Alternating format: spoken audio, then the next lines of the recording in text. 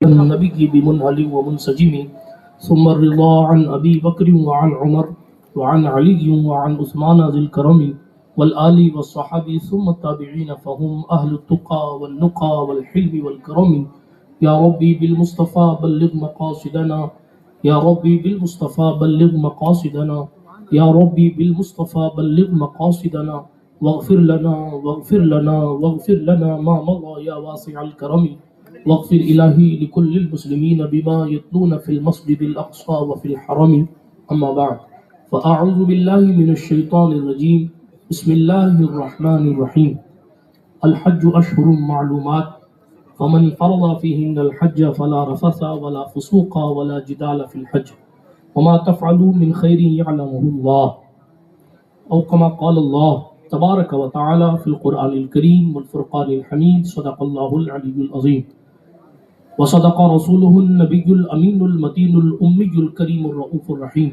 ونحن ولا ذلك لمن الشاهدين والشاكرين والآمنين والمطمئنين والحمد لله رب العالمين. اے اشرف زمانہ زمانہ مدد نما درہائے بستراز کلید کرم کشا سرورہ شاہ کریمہ دستگیرہ اشرفہ حرمت روح پیغمبر ایک نظر کن سوئے ماں. اللہ سبحانہ وتعالیٰ کے لیے تمام خوبیاں تمام تعریفیں ہیں. میرا اور آپ کا اللہ ساری کائنات کا خالق ہے، ہر ایک شے کا حقیقی اور اصلی مالک ہے. اللہ رب العزت جسے چاہتا ہے عزت دیتا ہے، جسے چاہتا ہے نہیں دیتا. وہ جسے چاہتا ہے ہدایت دیتا ہے، جسے چاہتا ہے ولایت دیتا ہے، جسے چاہتا ہے نبوت دیتا ہے، جسے چاہتا ہے رسالت دیتا ہے. سبحان اللہ. جس کو جو چاہتا ہے دیتا ہے اور جس سے جو چاہتا ہے لے لیتا ہے. دنیا کے تمام ولیوں، نبیوں، رسولوں، انسانوں، فرشتوں، جس کے پاس جو کچھ طاقت ہے ان تمام طاقتوں کا حقیقی مالک اللہ سبحانہ و تعالی ہے، جس کو جو چاہے طاقت دے دے اور جس سے جو چاہے طاقت لے لے. لہٰذا تمام خوبیاں اسی ذات اللہ ہمیشہ رہے گا جسے کبھی موت نہیں ہے. لا تأخذہ سنۃ ولا نوم، جسے نہ اونگ آتی ہے نہ نیند آتی ہے. لہٰذا تمام تعریفیں اسی کو زیبا ہیں.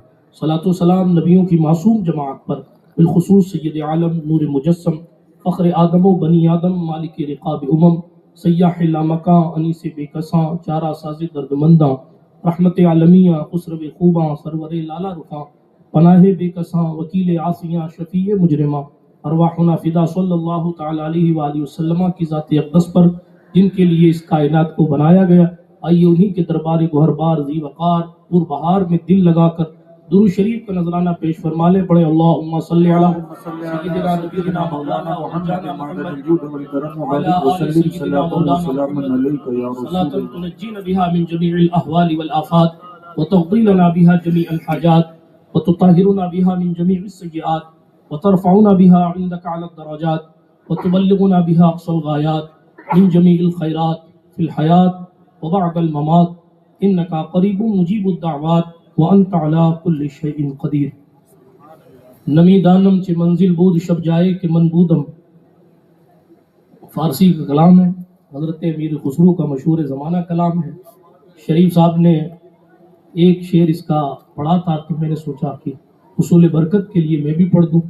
نمی دانم چے منزل بود شب جائے کہ من بودم کہ ہر سو رقص بسمل بود شب جائے کہ من بودم پری پہ کر نگارے سرو قد لالا رخسارے سراپا آفت دل بود شب جائے کہ من بودم.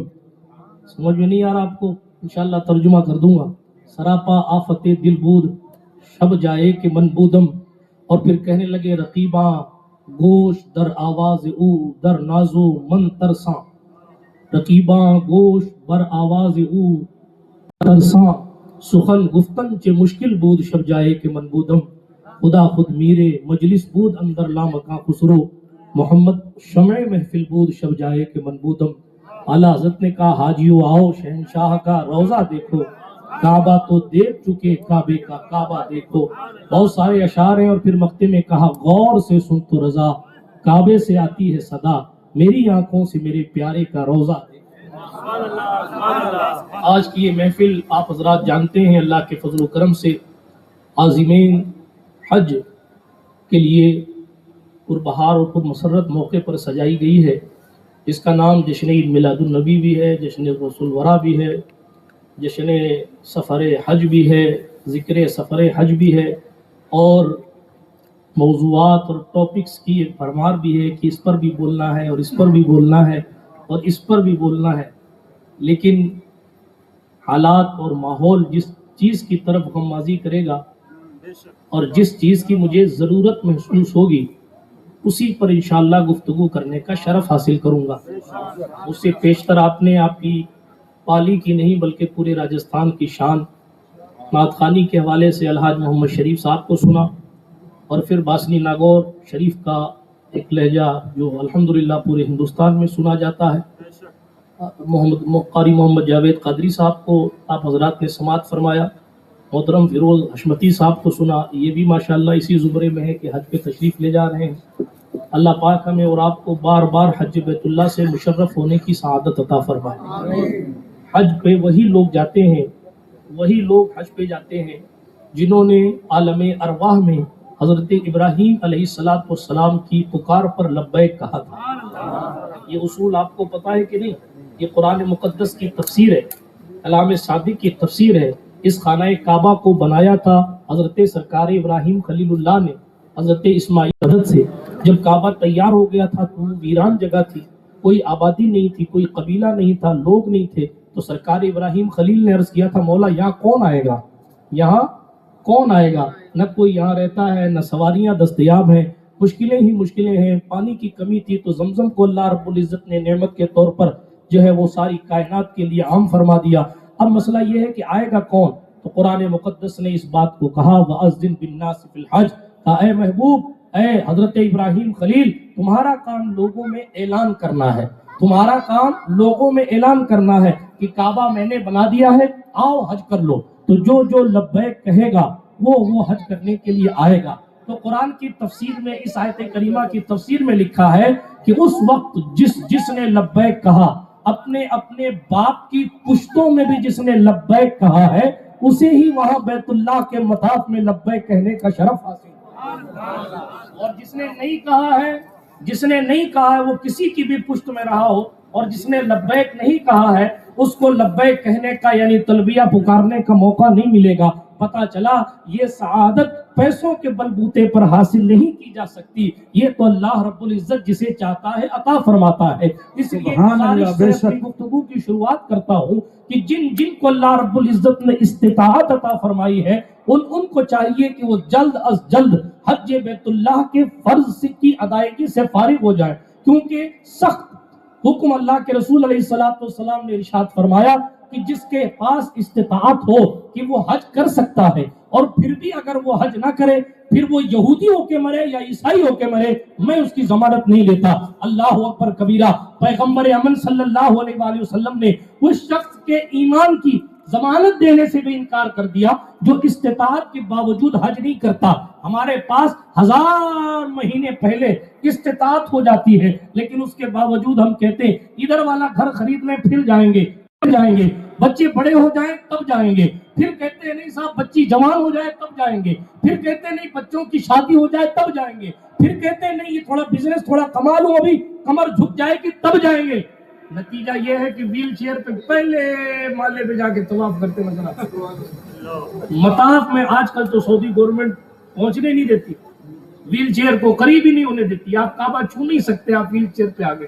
اسی لیے کسی کہنے والے نے کہا تھا کر جوانی میں عبادت، کاہلی اچھی نہیں، گر بڑھاپا آ گیا پھر بات بن سکتی نہیں. اس لیے جیسے ہی استطاعت ہو، اللہ توفیق دے تو ضرور حج کر لیا کیجئے.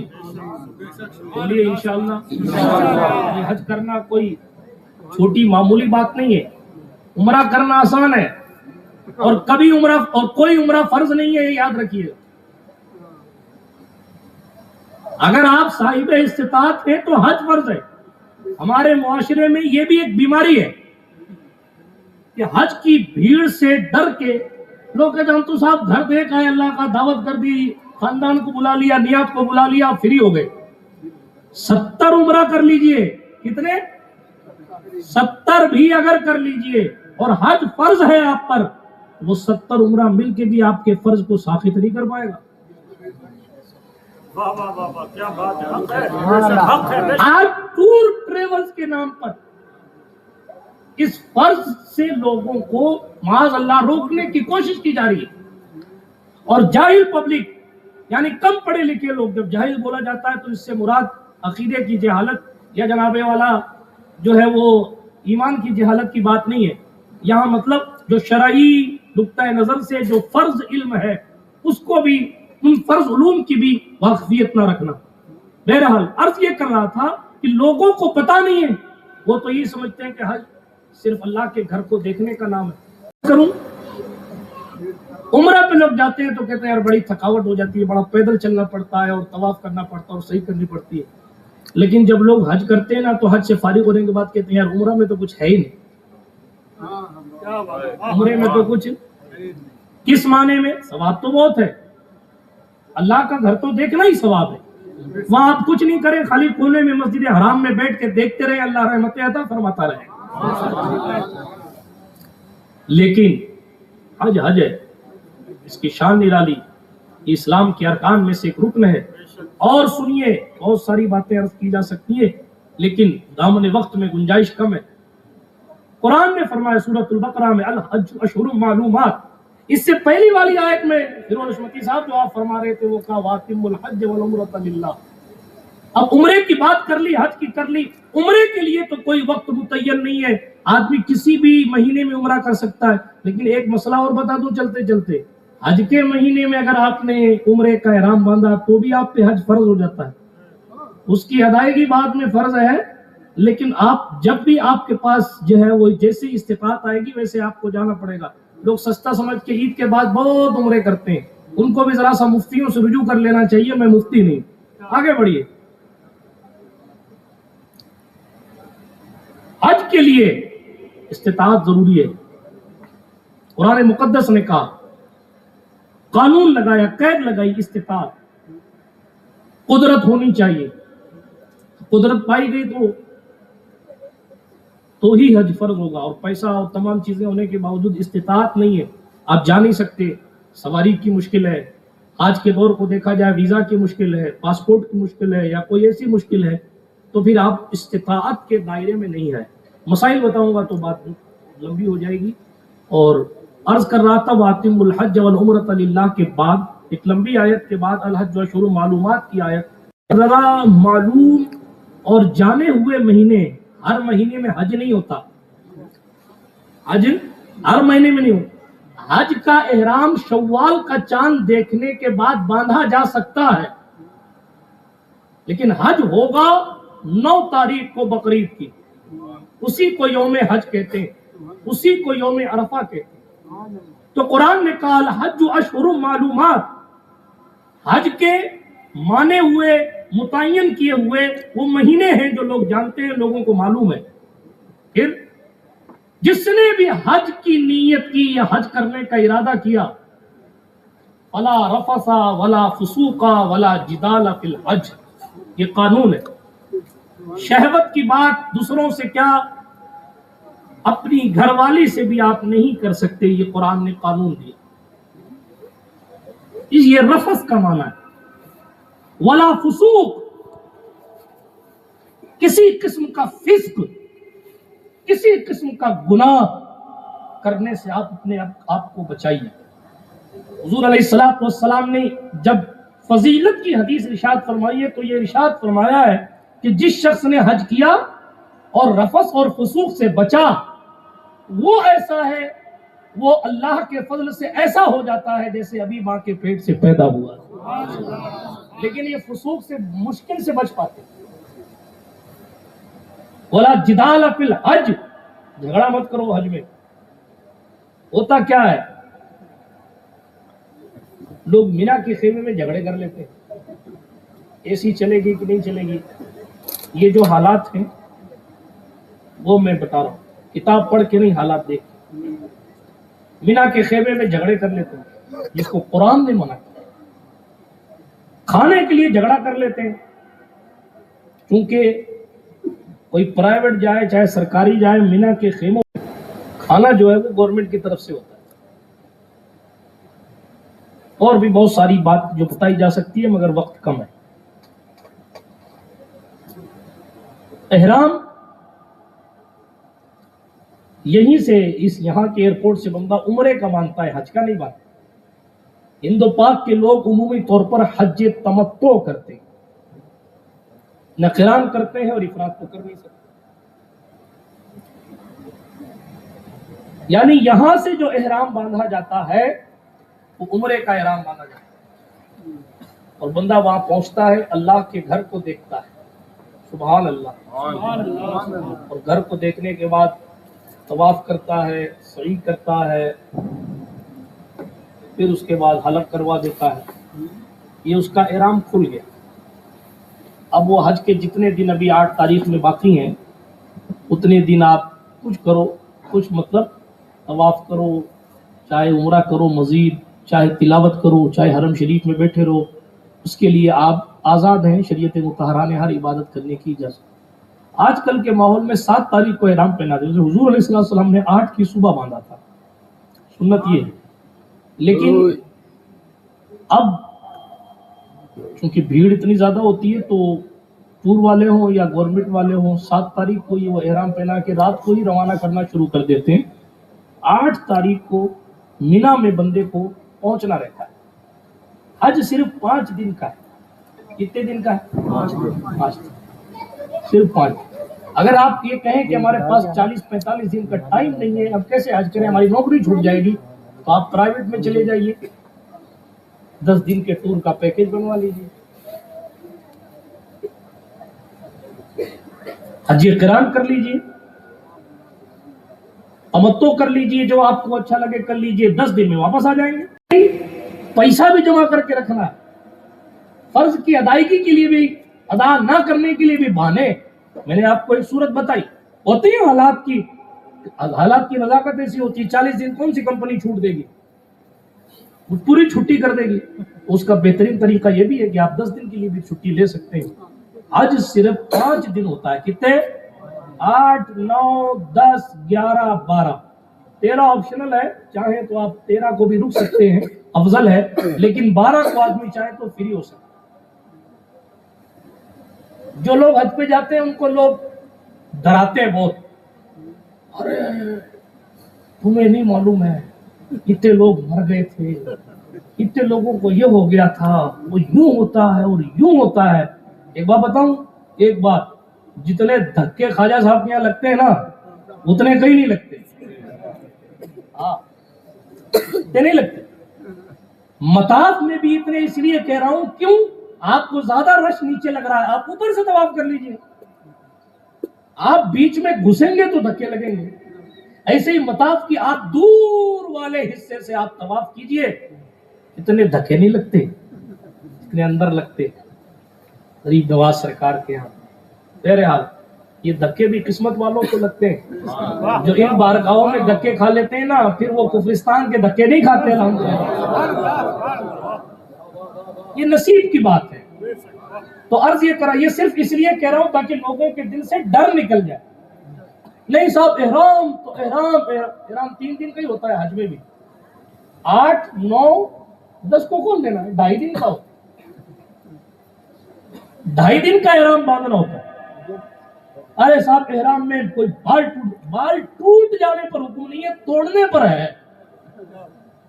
لوگ ایسا ٹینشن میں ڈال دیتے ہیں، ہاں ارے داڑھی کو ہاتھ دفاع کرنا پڑے گا، ارے کیا ہے بھائی، یا تو سیکھ لو پورے قوانین، مسائل، قواعد، قانون، فقہ پڑھ لو کہ بھئی کیا اصول ہیں۔ ہاں خوشبو سے بچنا ضروری ہے، اور خاص طور پر نصیحتاً عرض کرتا ہوں، جیسے ایئرپورٹ پہ اترتے ہیں تو بہت سی مرتبہ فلائٹ کے اندر جو کھانا وغیرہ سرو کیا جاتا ہے اس کے ٹیشو میں خوشبو ہوتی ہے۔ اسی طریقے سے جب استنجا کرنے کے لیے لوگ ایئرپورٹ پہ جاتے ہیں تو وہاں جو ہاتھ دھونے کے لیے رکھا رہتا ہے ان تمام قسم کے شیمپوز میں خوشبو ہوتی ہے، اس سے پرہیز کرنا ضروری ہے، خوشبو سے بچنا ضروری ہے۔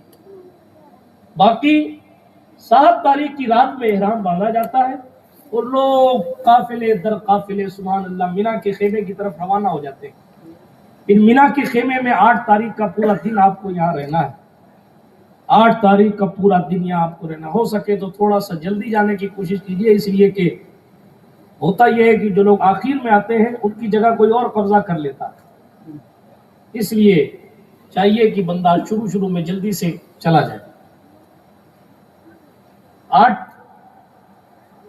رہنا پورا دن، پھر اس کے بعد سنت تو یہ ہے کہ 9 کی صبح عرفات جایا جائے، لیکن اب لوگ آج کی رات کو ہی بھیجنا شروع کر دیتے ہیں حکومت کے لوگ، اس طریقے سے 9 کا پورا دن عرفات، کوئی کام نہیں ہے، نمازیں پڑھو، رو، دعا کرو، نمازیں پڑھو، رو، دعا کرو۔ جبل رحمت ہے، حضرت آدم علیہ السلام کی توبہ قبول ہوئی تھی، ایسا بھی روایت میں آتا ہے۔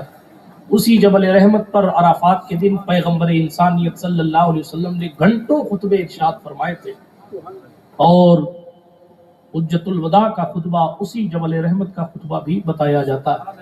تفصیلات میں جانے کا وقت نہیں ہے۔ پیغمبر انسانیت صلی اللہ علیہ وآلہ وسلم کی سنت کے مطابق حج، یوم الحج، یہ عرفات کا دن ہے۔ ہر حاجی کو یہاں پہنچنا ضروری ہے، چاہے ایمبولینس پہ بیٹھ کے لائے تشریف، چاہے ویل چیئر پہ بیٹھ کے لائے، لیکن آنا پڑے گا، ورنہ حج نہیں ہوگا۔ پھر اسپیشل قانون ہے، یہ 9 تاریخ ہے، اور 9 تاریخ کی مغرب تک یہیں رہنا ہے، اور مغرب کا وقت ہو جانے کے باوجود بھی مغرب نہیں پڑھنی ہے۔ یہ بھی اللہ کے رسول علیہ السلام کی سنت ہے، اور اسی پر عمل کرنا ضروری ہے۔ حالانکہ قرآن کہہ رہا ہے ان الصلاۃ کانت علی المؤمنین کتابا موقوتا، بے شک نماز ایمان والوں پر وقت مقررہ پر فرض ہے۔ تو جب ہر نماز کو وقت پر پڑھنا چاہیے، لیکن یہاں حج کا دن ایک ایسا دن ہے، چونکہ جان اسلام نے مغرب ہونے کے باوجود بھی مغرب ادا نہیں کی ہے، تو ہمیں اپنے محبوب کی یاد دلانی ہے۔ تم بھی مغرب کا وقت ہونے کے بعد بھی مغرب نہیں پڑھو گے، جب مغرب کا وقت ہو جائے، یقین ہو جائے کہ سورج ڈوب گیا ہے، مغرب کا وقت شروع ہو گیا۔ یہاں بھی ایک گزارش کرنا چاہتا ہوں حجاج عازمان عازمین حج سے، ہوتا یہ ہے کہ بسیں پہلے سے گورنمنٹ لگانا شروع کر دیتی، اور بہت سارے لوگ گاؤں کے وغیرہ کے نہ سمجھ لوگ سورج غروب ہونے سے پہلے ہی جو ہے وہ جانے کی کوشش کرنے لگتے ہیں۔ اس لیے مسئلہ یاد رکھیے گا کہ جب تک سورج ڈوب نہ جائے تب تک کہ وہاں سے جانا نہیں ہے۔ میں اس ٹریک پہ تقریر کر رہا ہوں تاکہ جانے والوں کو بھی کچھ مل جائے اور آپ کی بھی یاد تازہ ہوتی رہے۔ تو سرکار مصطفیٰ کریم علیہ السلام نے جو طریقہ بتایا، اس میں حج کا جو طریقہ وہ یہ، اب مغرب کا وقت شروع ہو گیا، آدمی تھکن سے چور رہتا ہے، چونکہ مینا کی تھکان، پھر اس کے بعد عرفات کا میدان، اور پوری دنیا کے لوگ عرفات میں آئے ہوئے ہیں۔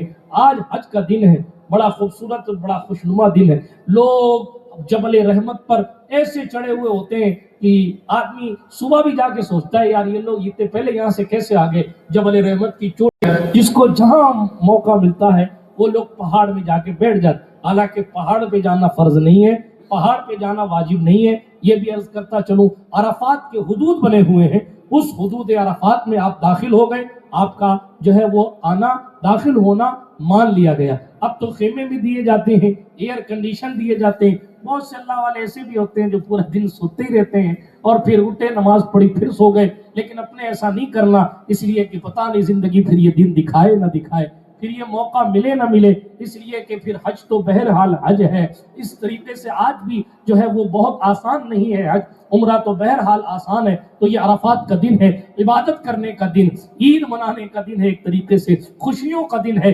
جو عرفات میں آیا وہ حاجی ہو گیا۔ اس لیے جب عرفات سے لوگ لوٹتے ہیں تو پھر لوگ مبارکبادی دیتے ہیں کہ مبارک ہو، آپ حاجی ہو۔ اللہ دکھاوے سے بچائے، یہ بھی ایک چیز ہے۔ حاجی صاحب جب حج کرنے لیے جاتے ہیں تو کئی حاجی صاحب ایسے بھی ہوتے ہیں تو بڑے بڑے بینر چھپواتے ہیں کہ میرے استقبال کے لیے آنا صاحب، اور دل میں تمنا ہوتی ہے کہ لوگ میرے ہاتھ چومیں، میرے لیے دعائیں، مجھ سے دعائیں کروائیں۔ تحدیث نعمت کے طور پر کسی کو بتانا کہ میں اللہ کے فضل سے حج کے لیے جا رہا ہوں، یہ ایک الگ چیز ہے، اور خود نمائی کا تصور دل میں آ جائے اور بہت نیک ہونے کا خیال دل میں آ جائے، یہ ایک الگ چیز ہے۔ حب جاہ، حب شہرت کی طلب اگر دل میں آئی تو یہ نقصان دہ ہو سکتا ہے، خواہ وہ کوئی بھی ہو۔ میں یہ تو نہیں کہہ سکتا کہ سب ختم ہو جائے گا، لیکن یہ نقصان دہ عمل ہے، اس لیے کہ فرمایا گیا یضیع العمل بالریا، دکھاوے سے عمل ضائع اور برباد ہو جاتا ہے۔ اس لیے تحدیث نعمت کا معاملہ اور ہے، اور جس طریقے سے اب ماحول اللہ ماشاء اللہ بن رہا ہے، اس کے معاملات بھی کئی جگہ بہت اچھے نہیں ہیں۔ بہرحال پلٹنے کے بعد سبحان اللہ، خیمے بہت سارے ہیں، وہ اپنا خیمہ یاد رکھنا بھی ضروری ہے۔ آج کل لوکیشن سسٹم آ گیا، جو لوگ اینڈرائڈ چلا سکتے ہیں ان سے دوستی کر لیجئے، اور ان کے پاس پہلے سے لوکیشن رہتی ہے خیمے کی، تو اس لوکیشن کے ذریعے آپ پورے میدان میں کہیں بھی ہوں، آپ آسانی کے ساتھ اس خیمے میں پہنچ سکتے ہیں۔ پھر اس کے بعد شام کو آج کل گورنمنٹ بسیں لگاتی ہے، بعض لوگ پیدل بھی جاتے ہیں، اس دن کی رونق ہی الگ ہوتی ہے۔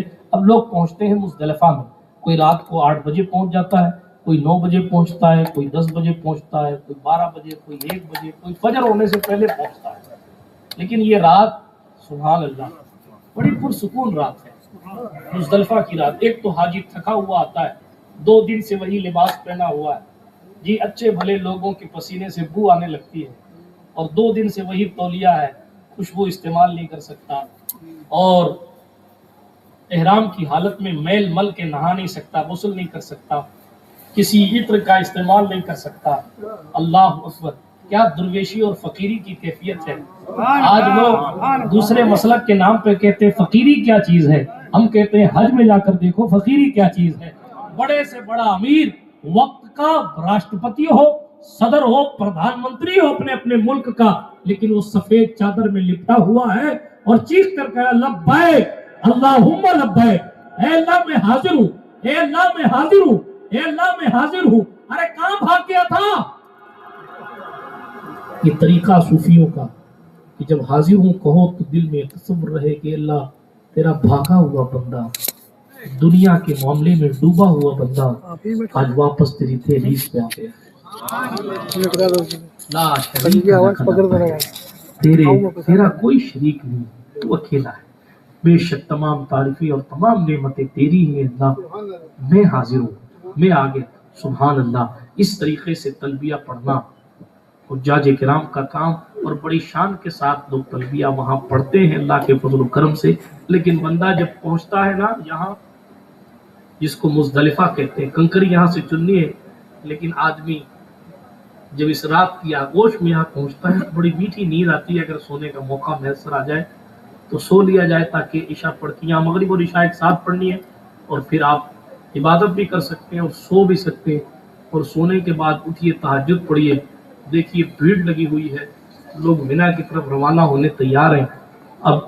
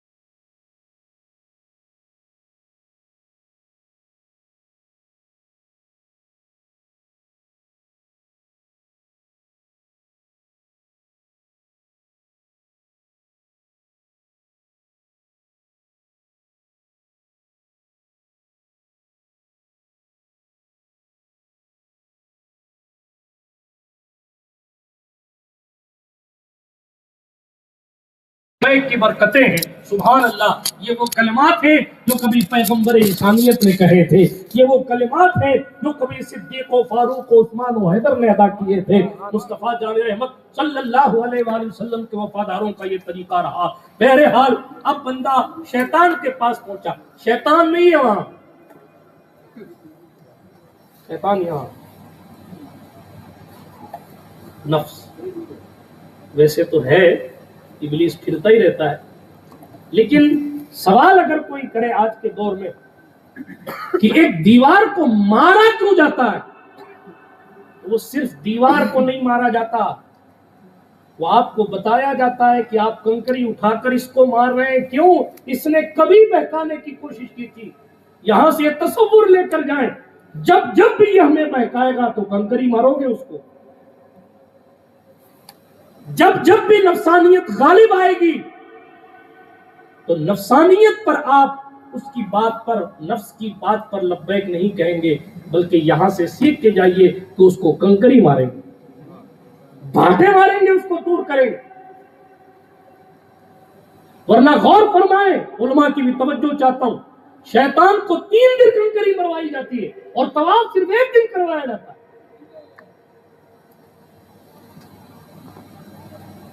8 تاریخ کو جب بندہ احرام باندھتا ہے طواف نہیں ہے, عرفات گیا ہے طواف نہیں ہے.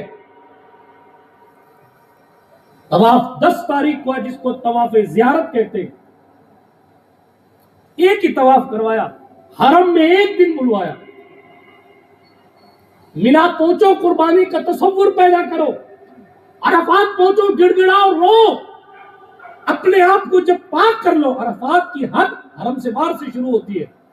واپس آئیے, اب صاف ہو کے پلٹے ہیں تو مزدلفہ میں کنکریاں لیتے ہوئے آئیے. اور پوری دنیا 10 تاریخ کو عید منا رہی ہوتی ہے اور حاجی کنکری کی جھولی اٹھائے ہوئے مینا کی طرف جا رہا ہوتا ہے. عید کی فجر حاجی مزدلفہ میں پڑتا ہے اور ہم اور آپ تو یہاں قربانی میں لگ کر کلیجی کا انتظار کر رہے ہوتے ہیں اور ادھر حاجی جمرات کے لیے بھیڑ. پوری دنیا عرفات سے تقریباً جو لوگ آئے ہیں, لاکھوں لاکھ لوگ عرفات سے جمرات کی طرف آ رہے ہیں. موجودہ گورنمنٹ کئی حصوں میں تقسیم کرتی ہے. اب آسانی کے لیے ملک وائز تقسیم کر دیتے ہیں. سوڈانی ادھر چلے جائیں, ملیشیائی ادھر چلے جائیں, انڈین ادھر چلے جائیں, تاکہ بھیڑ ایک ساتھ نہ ہو. راستے بھی ویسے بنا دیے گئے ہیں. بہرحال صبح جتنی جلدی ٹھوک سکے شیطان کو ٹھوک لیجئے گا, پھر بھیڑ بڑھتی رہتی ہے. اب 10 تاریخ کو شیطان کو 7 کنکری ماریں گے بڑے والے. پھر آئے کہ قربانی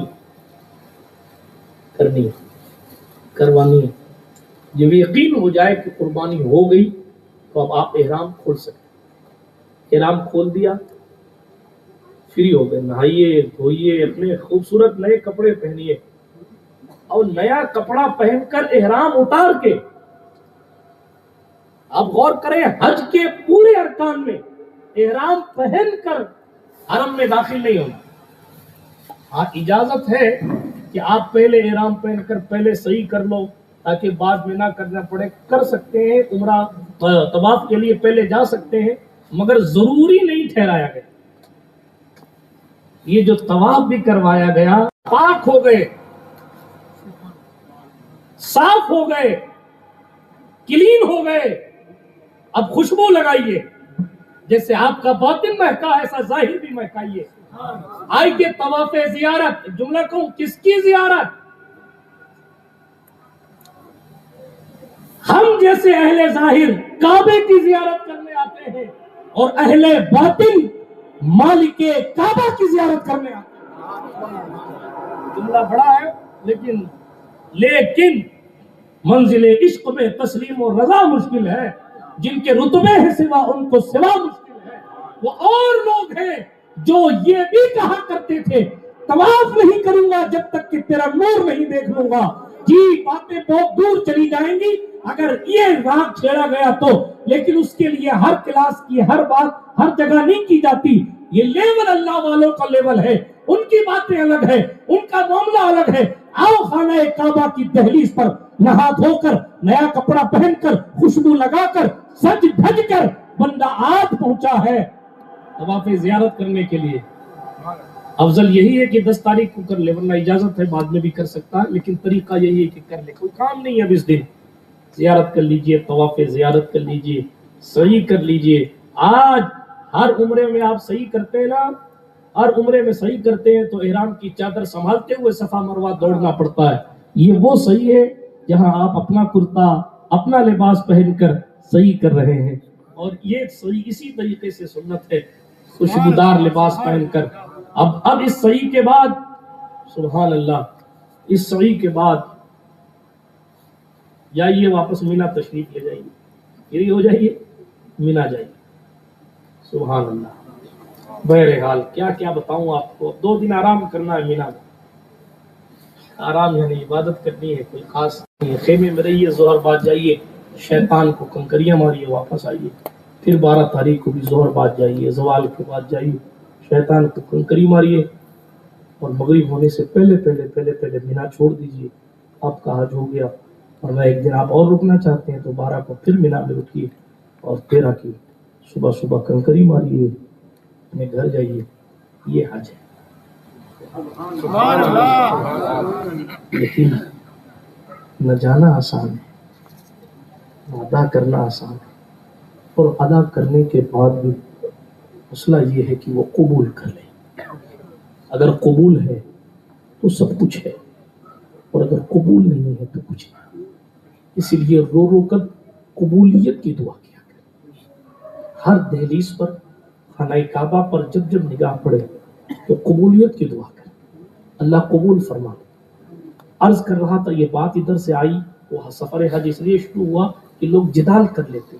بعض مرتبہ ایسا ہوتا ہے، کوئی مینا کے خیمے میں لڑ لیتا ہے جگہ کے لیے، کوئی کھانے کے لیے لڑ لیتا ہے، کبھی بس میں سیٹ کے لیے جھگڑا ہو جاتا ہے، کبھی بس میں اے سی نہیں چل رہی اس کے لیے جھگڑا ہو جاتا ہے، کبھی کچھ. ان تمام چیزوں سے یہ تو یوں ہی بچنا، وہ حرم ہے، ویسے بھی بچنا ضروری ہے، لیکن حالت احرام میں اور زیادہ ضروری ہے بچنا.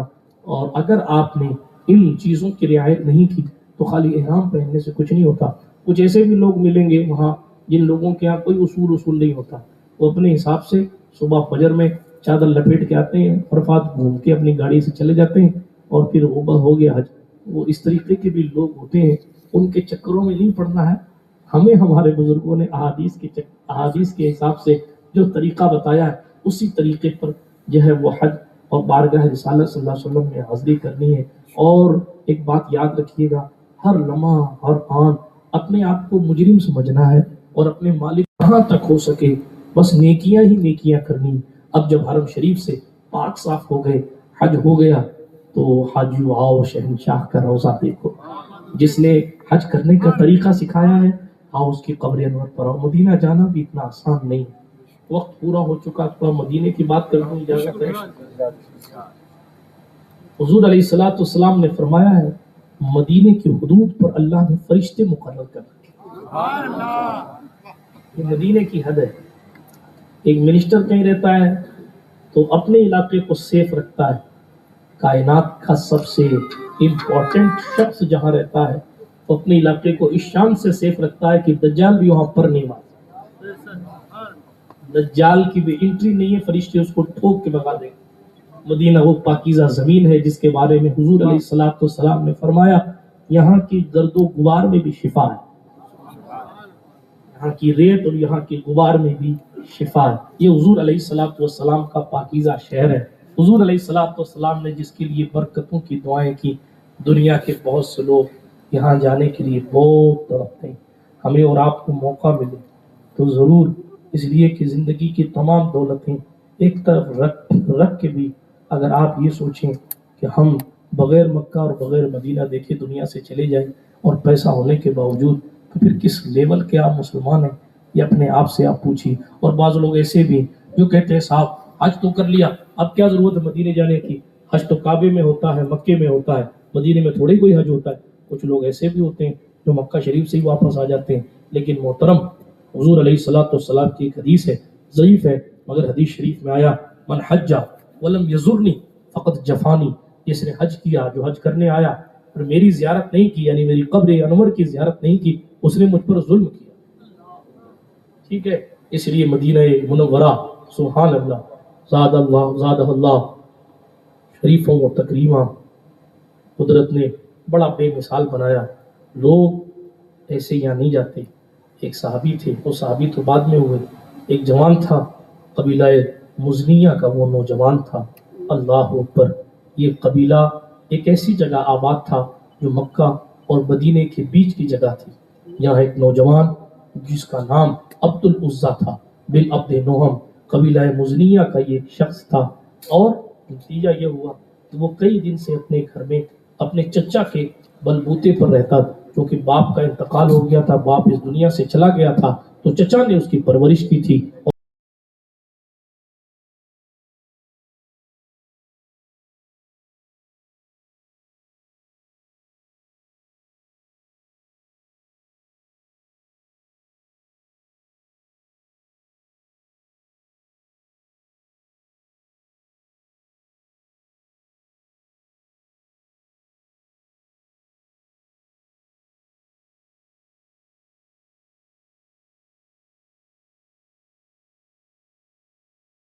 منورہ تشریف لے جا رہے ہیں تو قبیلہ مزنیہ کے پاس ان کا قیام اس لیے ہوتا ہے, یہاں پانی وغیرہ آرام وغیرہ کی ویوستھا سویدھا اچھی ہے, اس لیے قبیلے کے لوگ یہاں رک جاتے ہیں. ایک دن ایک صحابی کی ملاقات عبد العزیٰ سے ہوئی. نوجوان, خوبصورت نوجوان, پڑھا لکھا, اپنے حوالے سے, یعنی ان کی جو تہذیب تھی اس حوالے سے ان پر دعوت اسلام پیش کر دی گئی. کہا اسلام لے آؤ, دین قبول کر لو, ہمارے مذہب کی بات سن لو. اللہ اکبر, دوسرے مذہب کا تھا, اس نے دین کی بات سنی, قرآن کی آیات طیبات سنی, گزرنے والے صحابی کے ہاتھ پر مقدس پر کلمہ پڑھ لیا, اور کلمہ پڑھ کر ہلکا بگوش اسلام ہو گیا. لیکن پالی والوں ذرا غور کرو, ابھی اس نے حضور کو دیکھا نہیں ہے صلی اللہ تعالی علیہ وآلہ وسلم, ابھی تک اس کی نگاہ میں حضور علیہ السلام کا جلوہ زیبا نہیں آیا. وہ رہتا ہے ایسی جگہ پر جو مکہ شریف, جو مدینہ شریف سے دور ہے, وہاں اس کا جائے قیام ہے, اس کا گاؤں ہے. اب کیا ہوا, ایمان تو قبول کر لیا, مسلمان تو ہو گیا. صحابہ نے چند آیات ان کو سنائی, اس سے جناب والا وہ قرآن مقدس کی آیات سے لطف اندوز ہوتے, یاد کرتے. اللہ اکبر, اپنے کونے میں جا کر اللہ رب العزت جل وعلا کی عبادت کیا کرتے, اور پھر تمنا کرتے کاش چند دنوں بعد کوئی اور قبیلہ یہاں سے گزرے تو وہ مجھے پھر قرآن کی کچھ آیتیں بتا دے تو میں اس کو یاد کروں. اللہ اکبر, ذرا غور فرمائیے, ایک وہ دور تھا جہاں لوگ اپنے ایمان کو چھپا کر بھی انتظار کرتے تھے کاش کوئی مسافر آئے تو وہ مسافر مجھے کلمہ طیبہ ڈھنگ سے سکھائے, کوئی مسافر آئے تو ہمیں قرآن سکھا دے. اللہ اکبر, ایک وہ دور تھا جس دور میں لوگ قافلوں کا انتظار کرتے تھے کہ اس طریقے سے کوئی جائے گا صحابہ کرام میں سے تو ہمیں 2 آیت سکھا جائے گا, ہم اس کو یاد کریں گے. آج علماء مبلغین گھر گھر پہنچ رہے اور لوگ جھڑک کے کہتے ہیں ہم کو ٹائم نہیں ہے قرآن پڑھنے کا, لوگ جھڑک کے کہتے ہیں ہم کو وقت نہیں ہے مخارج کے ساتھ قرآن سیکھنے کا. دل کے پھپھولے جل اٹھے, سینے کے داغ پڑھیں گے تو پھر کون کانگریس کا دیکھ پڑھے گا کہ بی جے پی کا دیکھ پڑھے گا؟ قرآن آپ نہیں پڑھیں گے تو کون پڑھے گا؟ ہمارے لوگوں کو صحیح قرآن پڑھنا نہیں آتا, اور جب قرآن ڈھنگ سے پڑھنا نہیں آتا, اور پھر کمال تو یہ ہے کہ جب تک اہل سنت میں رہتے ہیں تب تک انہیں حدیثیں یاد نہیں آتی. مولوی چیختا رہتا ہے اس کی یہ حدیث, اس کی یہ حدیث, کوئی حدیث یاد نہیں ہے, اور ادھر دوسری کمپنی کی طرف گئے, اب ہر بات پہ حدیث یاد آ رہی ہے, اب ضعیف کرنے لگ گیا. اب ارے تمہیں حدیث کے بارے میں کیا پتا ہے؟ حدیث کہتے کس کو ہے؟ حدیث کا معنی کیا ہے؟ حدیث کا مفہوم کیا ہے؟ حدیث کس کو کہتے ہیں؟ حدیث کا اطلاق کن چیزوں پر ہوتا ہے؟ کیا حضور علیہ السلام کے بولنے کو حدیث کہتے ہیں, یا حضور علیہ السلام کے چال کے ٹکڑے کرنے کو حدیث کہتے ہیں؟ حدیث کس چیز کا نام ہے؟ اگر حضور علیہ السلام کے فقط بولنے کا نام حدیث ہے تو پھر صدیق اکبر کے قول کو حدیث کہتے ہیں کہ نہیں کہتے؟ بہرحال کچھ نہیں پتا ہے, बस ये ज़ईफ है, हमने सुना है। ज़ईफ किसको कहते हैं? कहा इतना भी हम नहीं जानते, बस ज़ईफ है इतना जानते। ज़ईफ किसको कहते हैं? हदीस हसन किसको कहते हैं? हदीस सही किसको कहते हैं? सही लिज़ाती ही किस चीज का नाम है? सही लिगैरी ही किस चीज का नाम है? हदीस मशहूर किसको कहते हैं? हदीस मरफू किसको कहते हैं? हदीस मक्तू किसको कहते हैं? हदीस मुदल्लस किसको कहते हैं? हदीस मुरसल किसको कहते हैं? कुछ पता नहीं है, बस इतना जानते हैं रफ़ायदैन करना सुन्नत है। रफ़ाउल यदैन का तर्जुमा क्या होता है ये भी नहीं। रट्टू तोते। मेरा दर्द ये है कि जब आप मसलक के हक़ पर थे तब क्यों नहीं अपने मुफ्ती से पूछा, बताओ अंगूठे चूमना कहां लिखा है? तब आपको हदीस मुबारका के इल्म की तलब क्यों नहीं पैदा हुई कि बताइए रफ़ायदैन ना करने की हदीस कहां लिखी है जो हमारा मौक़िफ़ और सबूत है। बात दूर, जज्बात में ये तकरीर उधर बह जाए, इसलिए कंट्रोल करके वापस आता। अर्ज कर रहा था वो और दौर था, लोग दीन सीखते थे। आज हमने और आपने दीन की अहमियत को नहीं सीखा और दीन की अहमियत को बिल्कुल ताक के ऊपर रख दिया। कोई नाचने में जीत के आता है ना तो पूरी कौम उसका इस्तकबाल करती है, और कोई हाफिज बन के आता है, सदर को पता भी नहीं होता कि कोई मेरी कौम में हाफिज बना। फिर आप कह रहे हैं कि ये ठोकरा वो ठोकरा। कोई कबूतरबाजी और कुत्ता दौड़ाने और घोड़ा दौड़ाने में जीत के आता है, कोई नाच गाने में, गायकी में, डांस में जीत के आता है। लोग उसको आला निगाहों से देखते हैं। अरे साहब तुम्हें मालूम नहीं वो फलाना कंपटीशन में जीत गया। तुम्हारे हजारों कंपटीशन एक तरफ है, सूरह फातिहा की बरकत एक तरफ, लेकिन क्या हमने अल्लाह के दीन को अहमियत दी? क्या हमने अल्लाह के कुरान को अहमियत दी? क्या हमने इल्म दीन को अहमियत दी? नहीं। मौलवी तो लोग गरीबुल वतन समझते हैं। किन किन हंगामों पर गुफ्तगू की जाए, और वो दौर था कि वो इंतजार करते थे काश कोई आज तो मुझे कुरान सिखाए। 3 साल गुजर गए, आपने दीन को छुपा के रखा। खुदा की याद आती तो जंगल में जाके लोगों से छुप के बंदा नमाज पढ़ता।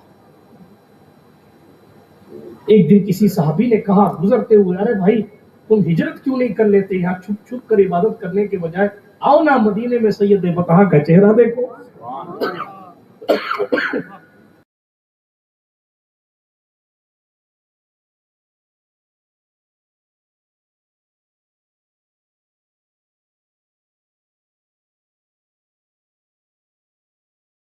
बातें करते हैं ऐसे दीन की बातें कर, चाचा कान ही नहीं धरता। जिसके दिल पर मोहर होती है वो कान नहीं धरता। हाँ, मोहर बड़ी खतरनाक चीज है, कान नहीं धरता। एक दिन ईमान ने जोश मारा, चाचा इतने दिन से मैं इंतजार कर रहा था कि तुम भी कलमा पढ़ो तो मैं तुम्हें छोड़ के ना जाऊं, तुम्हें लेके मदीना जाऊं, लेकिन तुम मुझे नहीं लगता कि कलमा पढ़ोगे। तो सुनो मैं ऐलान करता हूं कि मैंने कलमा पढ़ लिया। चचा ने सोचा मजाक कर, तो दोबारा कहा चाचा हकीकत में मैंने कलमा पढ़ लिया है, एक खुदा का कायल हो गया, मोहम्मद अरबी सल्लल्लाहु अलैहि वसल्लम का कलमा पढ़, हालांकि अभी तक हुजूर को देखा नहीं। ईमान किस चीज का नाम है? अभी देखा नहीं फिर भी हुजूर के हो गए। चचा ने कहा दिमाग ठिकाने कर, इधर उधर की बात करेगा घर से भगा दूंगा। जो तू खाता है मैं खिलाता हूँ, जो पहनता है मैं पहनाता हूँ, तेरी आसाइश के आराम के इंतजाम मैं करता हूँ, तेरे रहने का इंतजाम मैं करता हूँ, न सोने दूंगा न चलने दूंगा, तेरे बदन के कपड़े तक छीन लूंगा। आशिक ने पलट कर जवाब दिया दुनिया की कोई नेमत मुझे रसूलुल्लाह से दूर नहीं कर सकती। आपको बदन के कपड़े लेने हैं ले लीजिए, मगर मैं तो मदीने जाऊंगा। कभी ऐसे भी मदीने जाया जाता है।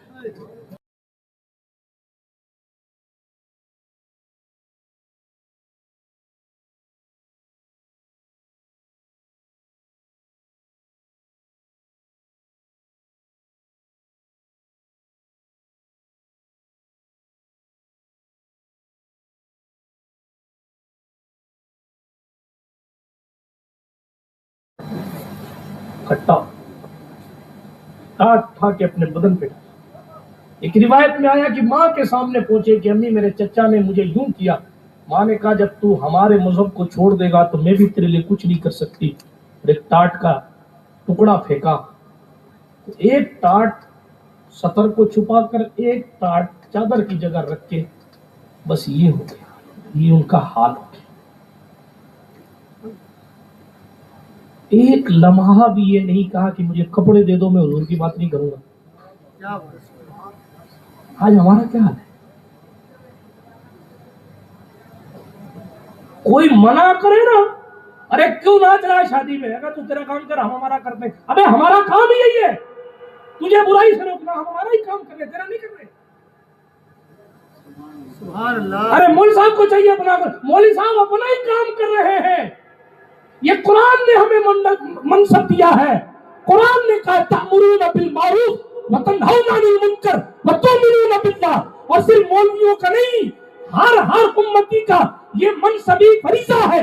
جہاں برائی کو دیکھے ہاتھ سے روک سکتا ہے تو ہاتھ سے روکے، زبان سے روک سکتا ہے تو زبان سے روکے، اور نہیں روک سکتا تو دل میں برا جان کر اس کے حال پر چھوڑ دے کہ یہ ناچ کر غلط کر رہا ہے، یہ سٹے کھیل کر غلط کر رہا ہے، یا عیاشیوں میں ڈوب کر غلط کر رہا ہے۔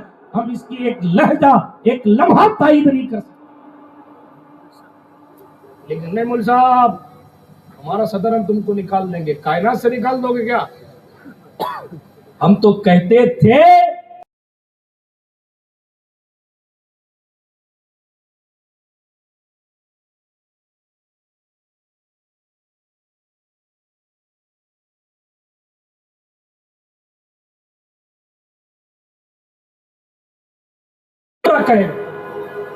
دیندار معاشرہ ہر شخص کے لیے ضروری ہے، ہر دادا کے لیے ضروری ہے وہ اپنے پوتے کو ناچنے سے روکے، وہ اپنی پوتی کے بہکتے ہوئے قدم کی حفاظت کرے۔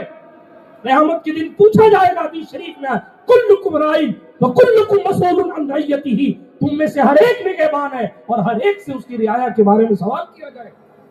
ایسے ہی نہیں جنت میں بیچ دیا جائے گا، ہاں کوئی کھڑا ہو کے رہا سننی ہے ہم تو سیدھے جنت میں نکلیں گے۔ باپ کی جنت نہیں ہے، جنت کسی کے باپ کی نہیں ہے۔ سیدہ زہرا شان سے کہہ سکتی ہیں جنت میرے باپ کی ہے، لیکن اس کے باوجود بھی ان کی راتیں سجدوں سے مزین ہیں۔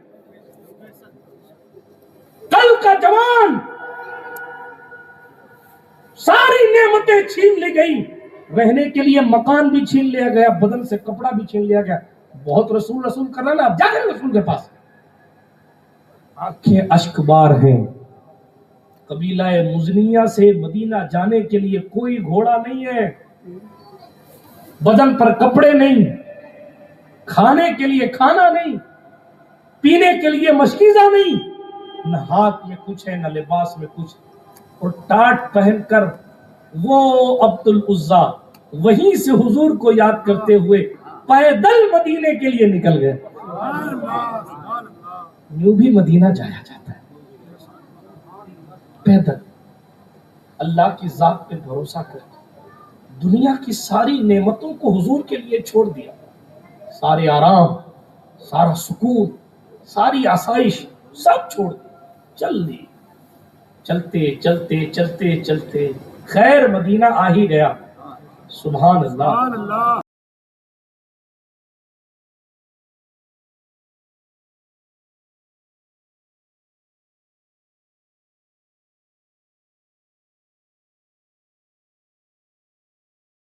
ہم نے چہرہ انور کیا تو دیکھا ایک ٹاٹ والا شخص، ٹاٹ پہنے ہوئے، بوریا پہنے ہوئے، اشک بار آنکھوں سے سر جھکائے ہوئے کھڑا ہے۔ حضور علیہ السلام نے اس کو دیکھا، قسمت بدل گئی۔ مدینے آ گئے یہی کیا کم ہے، اس حال میں آ گئے یہی کیا کم ہے، اس بے کسی میں حضور نے دیکھ لیا یہی کیا کم ہے۔ کہنے والے نے تو کہا، وہ کہتے نہ کہتے کچھ، وہ کرتے نہ کرتے کچھ، اے کاش وہ سن لیتے مجھ سے میرا افسانہ۔ اور یہاں پیغمبر علیہ تحیت والسلام نے پوچھا تیرا نام کیا ہے؟ تو کہا عبد العزا۔ تیرا یہ حال کیسے ہے؟ تو کہا کہ میرے چچا نے سب چھین لیا ہے، میں نے آپ کا کلمہ پڑھا ہے۔ صحابہ جوش میں، حضور علیہ السلام نے قریب بلائے، اب سے تم عبد العزا نہیں ہو، میں تمہارا نام رکھتا ہوں، اب سے تم عبداللہ. نام بھی وہ رکھا جو خود کے والد کا نام، عبداللہ. اور یاد کرنے کے لیے ذوالبجادین، عبداللہ ذوالبجادین. ذوالبجادین مطلب دو ٹانٹ والا عبداللہ، دو ٹانٹ والا عبداللہ. کیا شان ہے، کسی کا نام کوئی رکھتا ہے، کسی کا نام کوئی رکھتا ہے. اور یہ وہ شخص، یہ قبیلہ قریش سے نہیں ہے. اگر خالی خاندان پر گھمنڈ ہے تو یہاں آ کر روئیے گا. یہ جس کا نام حضور رکھ رہے ہیں یہ علی کا بیٹا نہیں ہے. لیکن کوئی عام شخص بھی کسی قبیلے خاندان اور کسی گاؤں اور شہر سے اٹھ کے آ کر حضور کا ہو جاتا ہے. وہ روم کا صہیب ہو، حبشہ کا بلال ہو، یہ قبیلہ مزنیہ کا عبداللہ حضور کا ہو گیا. نہ قبیلہ دیکھا گیا، نہ خاندان دیکھا گیا.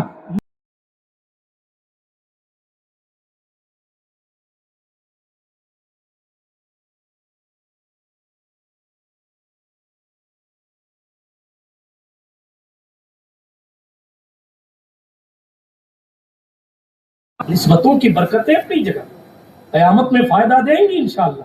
لیکن اس کا معنی اور یہ مطلب نہیں ہے کوئی بغیر نسبت والا سبقت نہیں لے جا سکتا. اگر ایسا ہوتا تو مخدوم اشرف جہانگیر سمنانی کا پیر و مرشد غیر سید نہیں ہوتا. دوسرا ٹاپک ہے اور یہ عظیم ٹاپک ہے، دماغ کے دریچوں کو کھول دینے والا ٹاپک. پیغمبر انسانیت کی اس بزم بے مثالی میں حضور کی نگاہ ناز پڑی. حضور نے نام رکھا اور فرمایا یہی رہا کرو، اب سے تمہارا یہی گھر ہے. سبحان اللہ، سبحان اللہ کہیں. تقریر کا وقت ختم ہو چکا، اب جو بول رہا ہوں بونس بول رہا ہوں. کتنا قسمت والا ہے وہ شخص یہاں مدینے کی اجازت کے لیے بے قرار ہے. کاش ایک بار گنبد خضرا دیکھ لیا جائے. اور وہاں حال یہ ہے حضور کہہ رہے تم یہی رہو، مسجد نبوی میں یہی تمہارا گھر ہے. اور ایک حدیث شریف میں آیا حضور علیہ السلام نے فرمایا فَلْتَزِمْ بابی، میرے دروازے پر رہو. حضور نے انہیں دربان بنایا. جبریل امین جس دہلیز پر ادب کے ساتھ آتے ہیں، پیغمبر صلی اللہ علیہ وسلم نے اپنے در کا دربان عبداللہ ذوالبجادین کو بنایا. قرآن سیکھتے، قرآن پڑھتے، زور زور سے قرآن پڑھتے. ایک دن حضرت عمر فاروق کا گزر ہوا. حضرت عمر ابن خطاب نے دیکھا زور زور سے قرآن پڑھ رہا. حضرت سرکار عمر جلالی تھے. حدیث میں ابو مراہن دکھاوا کرنے والا ہے، اتنی زور زور سے کیوں پڑھ رہے؟ حضور علیہ السلام نے فرمایا دعو عنک یا عمر،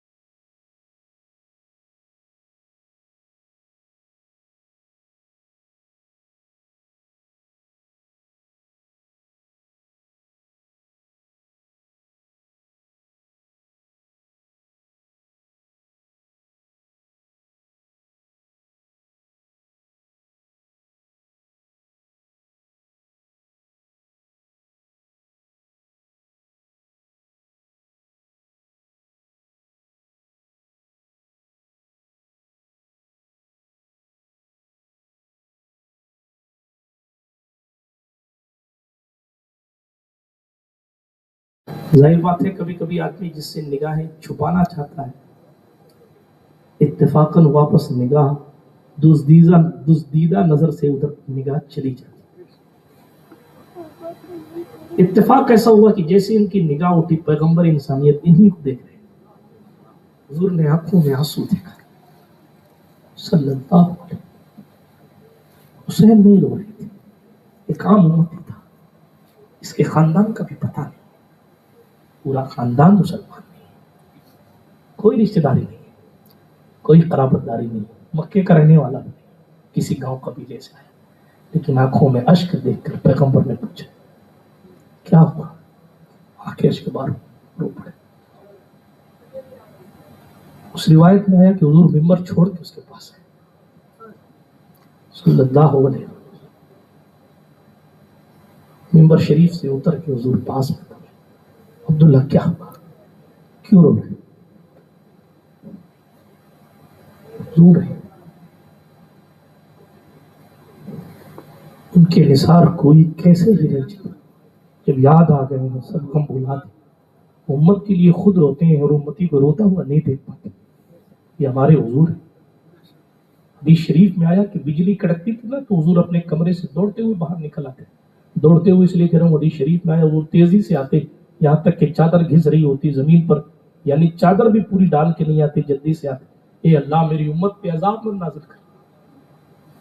بجلی کڑکے تو حضور امت کے لیے دعا کرتے.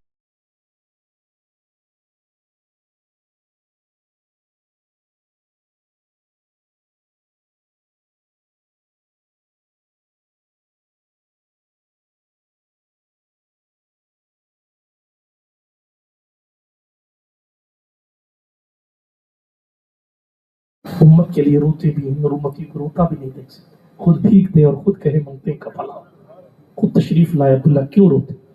عبداللہ خاموش ہو. جیسے عبداللہ خاموش ہوئے حضرت عمر ابن خطاب نے دیکھا. یہ بھی حضور کو کم تھوڑی چاہتے تھے, یہ بھی جانتے تھے ہماری ساری کائنات حضور ہی ہے. اس سے پہلے کہ عبداللہ کچھ کہے کہ کیا ہوا, حضرت عمر نے کہہ دیا یا رسول اللہ علیہ الصلوۃ والسلام میں نے ہی ان کو ایسا ایسا کہا. حضور علیہ الصلوۃ والسلام نے پھر کہا عمر اسے کچھ مت کہا کر, اللہ اس کے رسول کے لیے اس نے سب کچھ چھوڑ دیا, اس لیے اس کو کچھ کہا مت.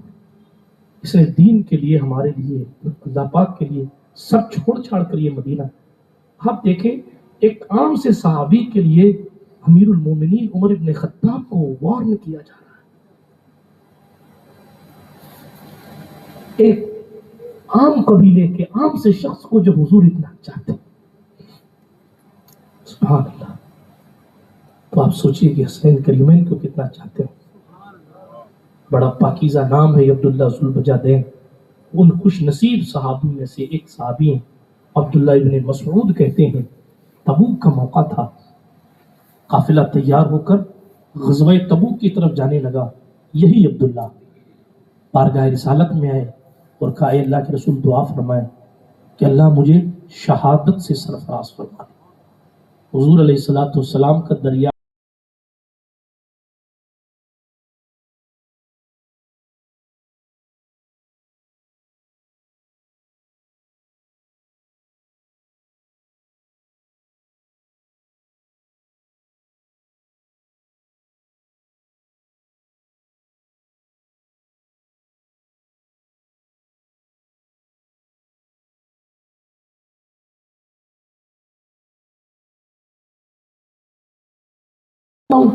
کوئی اس کا خون نہ بہا سکے. حضور علیہ الصلوۃ والسلام کا علم غیب دیکھیں. تبوک میں کوئی جنگ نہیں ہوئی تھی تو بعد میں پتہ چلے گا جب قافلہ پہنچے گا. حضور نے فرمایا عبداللہ شہید ہونے کے لیے صرف دشمن کی تلوار سے کوئی شہید ہو تبھی شہید کہلائے ایسا نہیں ہے, بلکہ آپ جہاد کے راستے میں نکلے اور بخار سے بھی آپ کو اگر موت آ گئی تب بھی آپ شہید ہی کہلائیں. اور خدا کی شان دیکھیے تبوک میں کوئی مارکا رومیوں سے ہوا ہی نہیں, جنگ ہی نہیں ہوئی. لیکن ایک شام ایسی آئی, عبداللہ ابن مسعود کہتے ہیں ایک رات ایسی آئی کہ میں اٹھا تو میں نے حضور علیہ الصلوۃ والسلام کے بستر کی طرف خیمہ اطہر کی طرف نگاہ کی تو حضور تھے نہیں اپنے بستر پاک پر. صحابہ کا عشق دیکھیے, اور راتوں کو اٹھ اٹھ کر حضور علیہ السلام کی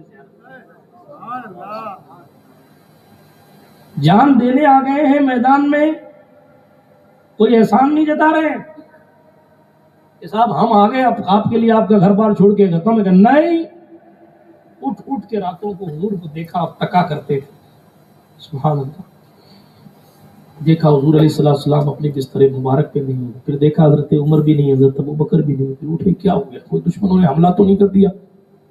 اٹھے، تھوڑی دور چلے تو دیکھا دور سے ایک روشنی چمک، دھیرے دھیرے کر کے عبداللہ ابن مسعود وہاں پہنچے تو کیا دیکھتے ہیں،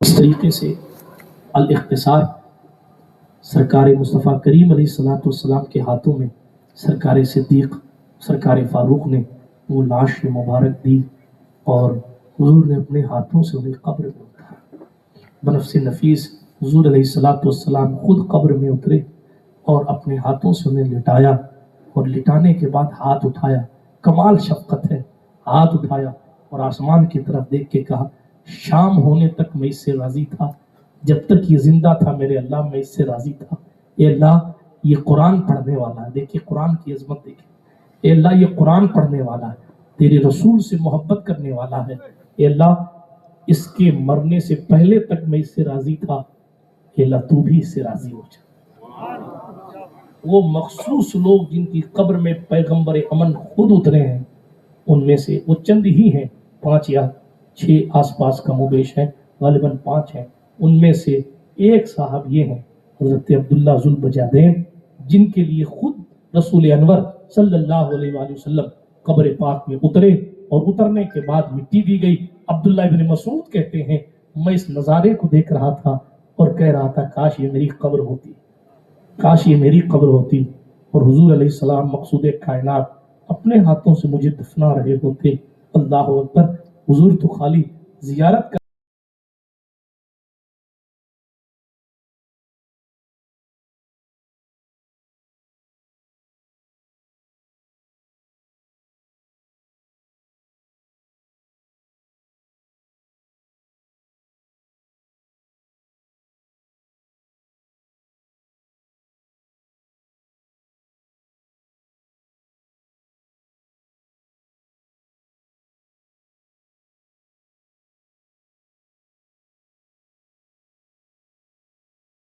اپنی تجلی عطا کرے، یہ ڈھلتی چاندنی تو پہر دوپہر کی ہے، وآخر دعوانا الحمدللہ رب العالمین، السلام علیکم۔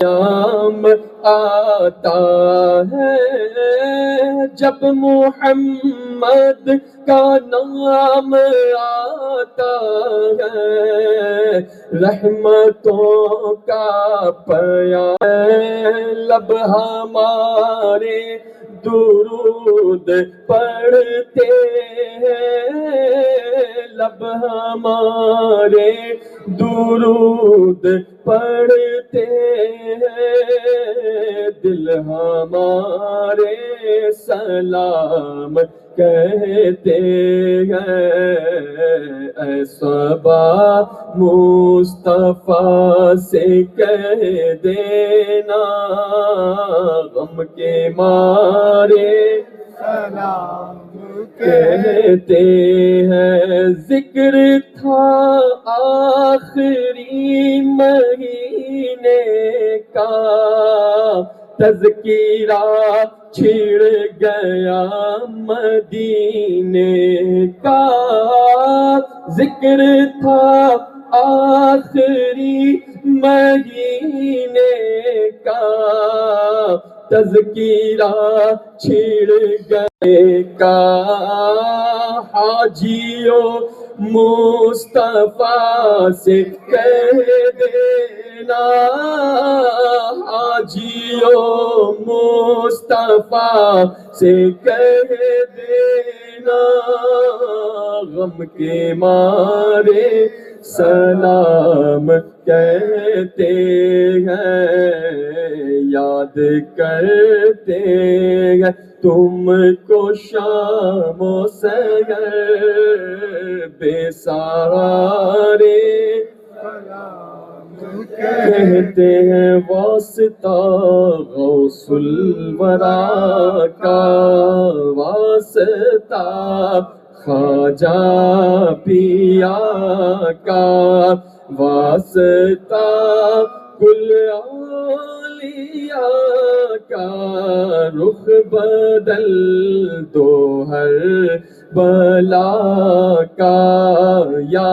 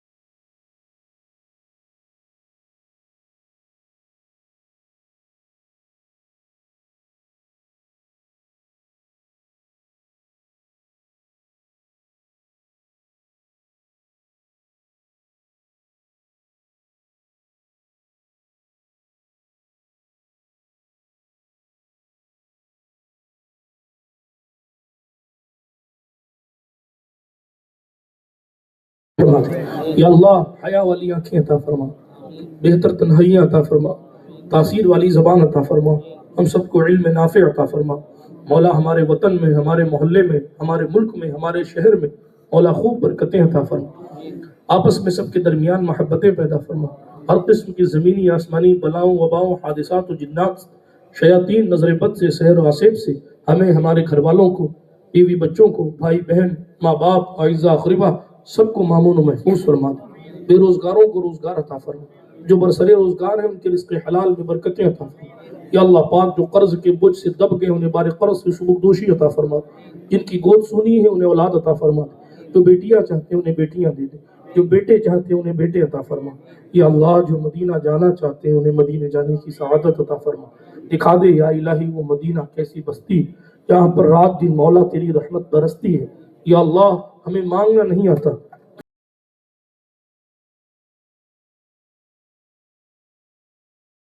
دے دے، جو نہ مانگ پائے وہ بھی عطا فرما، تجھے فضل فرماتے نہیں لگتا بار، نہ ہو تجھ سے مایوس امیدوار۔